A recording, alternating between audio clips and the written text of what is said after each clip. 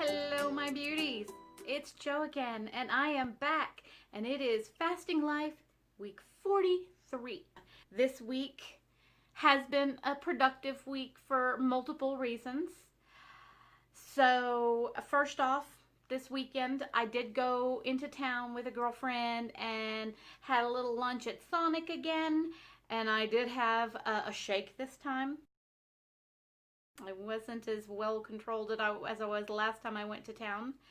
I kept buying little snacks, like a little pack of Ferrero Rochers, and hey, here's some peanut M&Ms, thinking here's a small thing that I can have a small dose of sweets later. No, I lost control of my shit that day. I ate every sweet thing that I brought home to enjoy through the next couple of weeks in that one day. I didn't even want them, and I'm still just stuffing them in my face.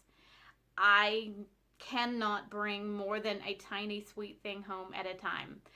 I also cannot bring a large regular size bag of chips home anymore because I will eat them. So I picked up a couple of small, like, lunch pail pack sizes. That way I can satisfy the craving for the crunchy chips without losing control of the portions. I'm still doing protein heavy when I eat, but I am currently not doing paleo or pure ketovore or anything like that. I am still sticking with protein heavy, but I definitely cannot control the cravings as well as some people seem to be able to. People talk about how fasting life helps them break the craving for sweets. It doesn't work that way for me. I still want chips and I still want sweets, and honestly, I do not lose pounds to speak of unless I exercise and go out and walk and fast. If I'm just fasting, I tend to be pretty status quo. If I am exercising, I tend to be pretty status quo. If I do both, I lose weight to go with all the other health benefits. I am currently getting back into my yoga and my stretches. Wintertime just is not my productive time, but my head is getting right, and I'm getting back into the right headspace to be productive. So I've been working some stretches back in. I am getting ready to start trying to get back out and walk. My head wants to do it finally. I have had extra work days where I had to be at work at 6 a.m. and work all day, standing on my feet. So my legs have felt like murder by the third day in a row of 6 a.m. and on my feet all day, which means I have to get up around 4 to 4:30 to get girly, walk my gizmo, do everything. So I have not gone on my longer than a gizmo walk yet. But my head is getting into the right headspace and I'm getting ready to. So that's coming. I'm almost there. I promise. I'm almost there.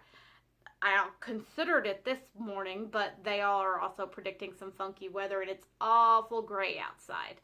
So I have not yet done my 5 mile in the morning, and I might not do 5 miles initially.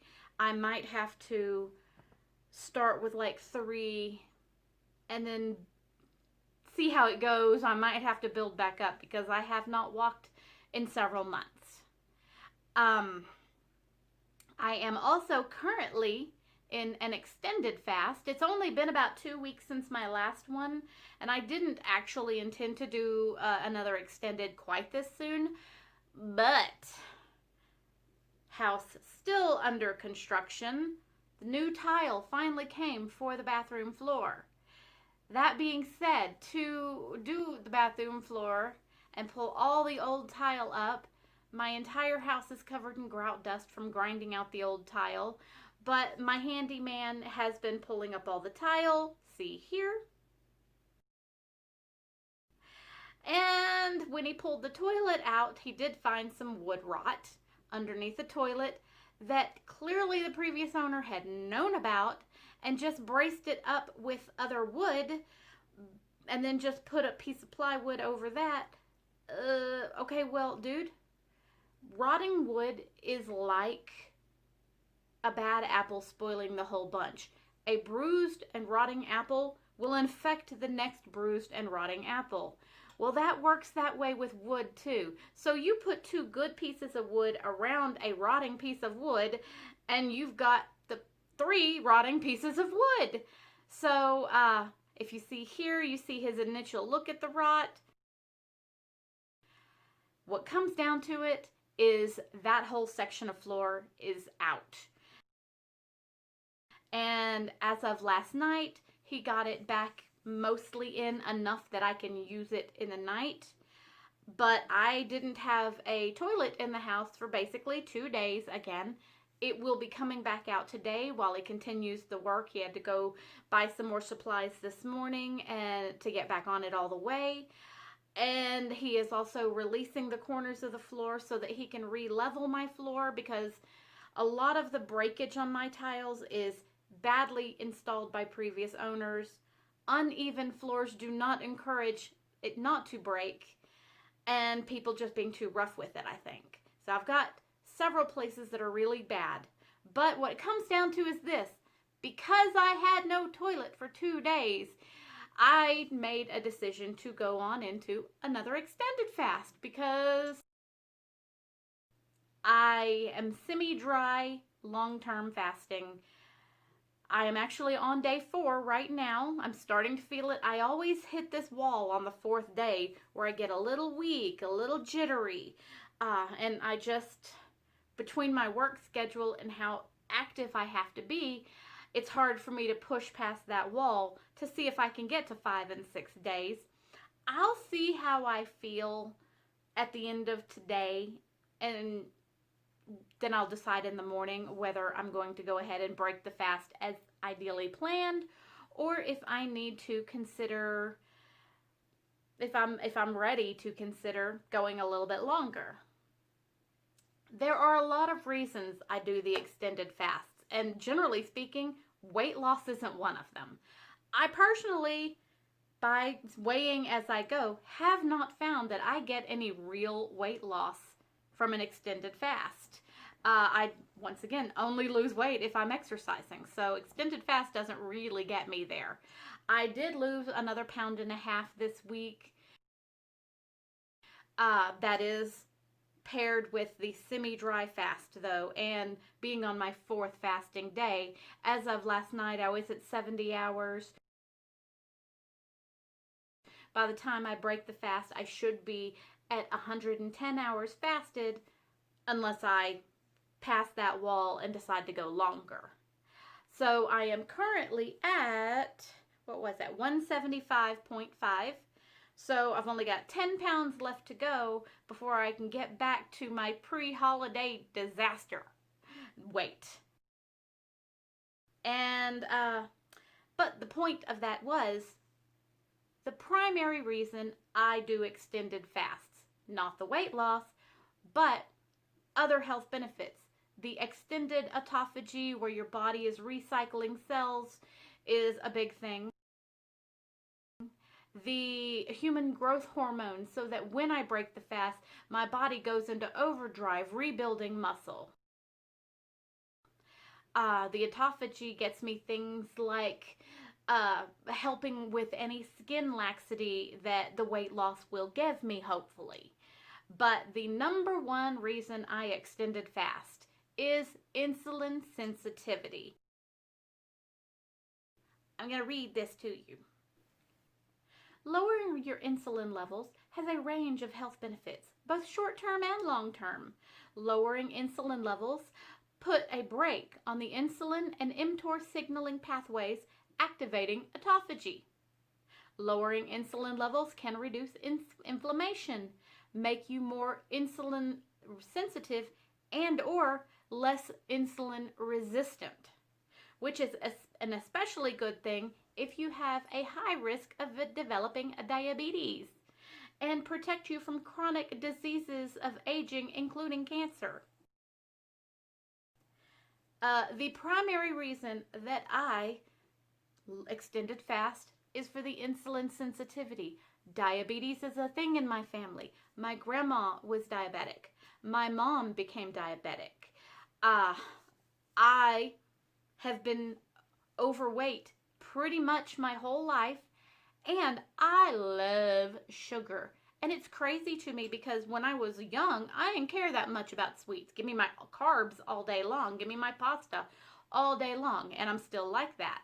But probably about my mid-20s, I was working in the malls and I was managing stores in retail.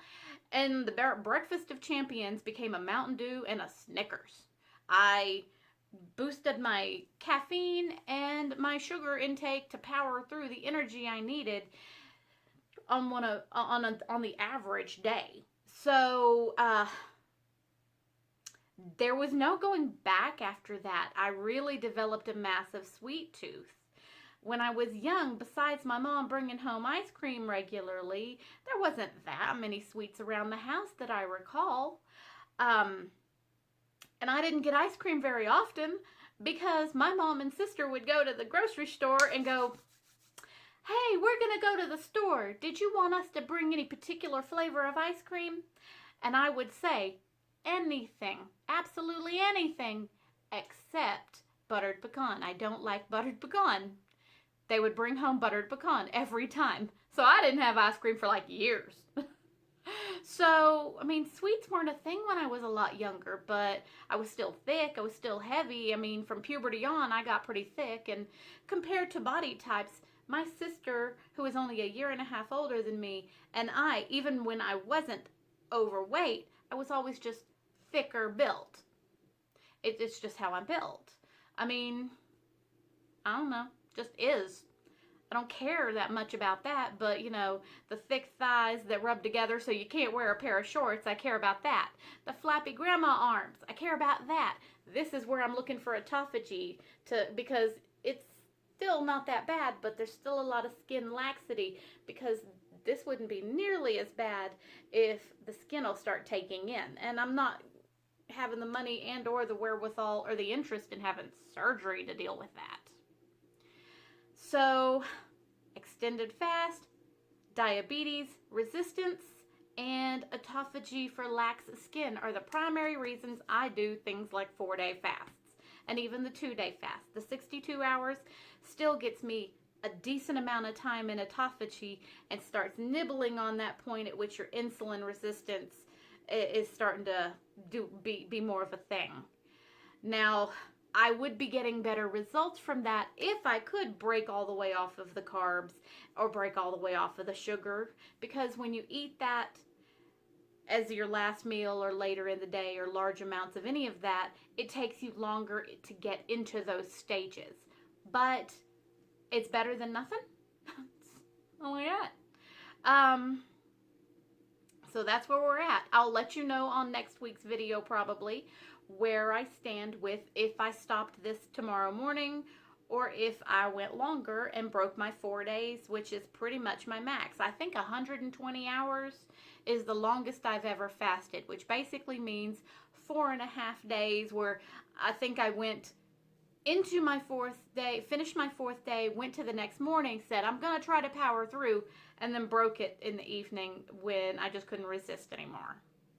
Now, the only other things that I've got going on really is that I am really seriously considering splurging and getting one more pair of spare glasses.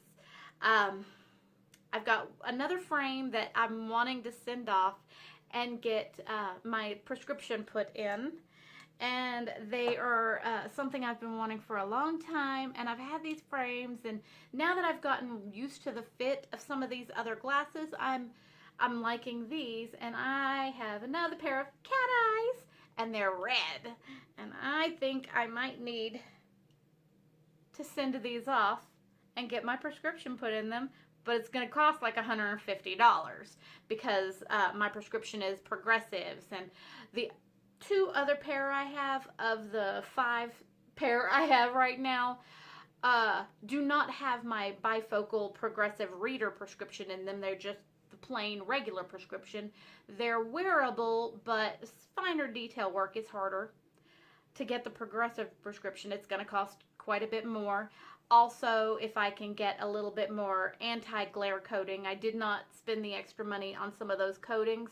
And then I turned around and got involved in vlogging, and the anti-glare coatings become kind of important. But what do you think? Should I splurge and send these off and get my prescription put in them? What do you think? Oh, they're pretty cute. Not that I can see them because I'm blind, but I take pictures. I look at how they look in pictures because I can't see them without the pictures.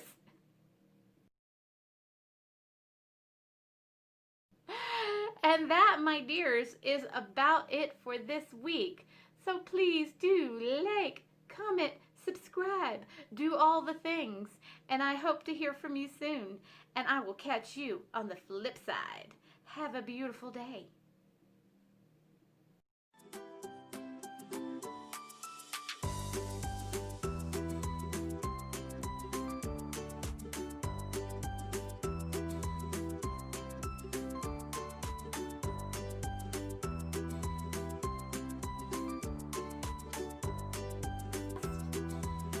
This just is rambling. I'm going to start over. Lowering your insulin levels has a range of health benefits, both short-term and long-term. Lowered insulin levels put a brake on the insulin and mTOR signaling. I can't speak. Why can't I read? I'm going to read this to you again.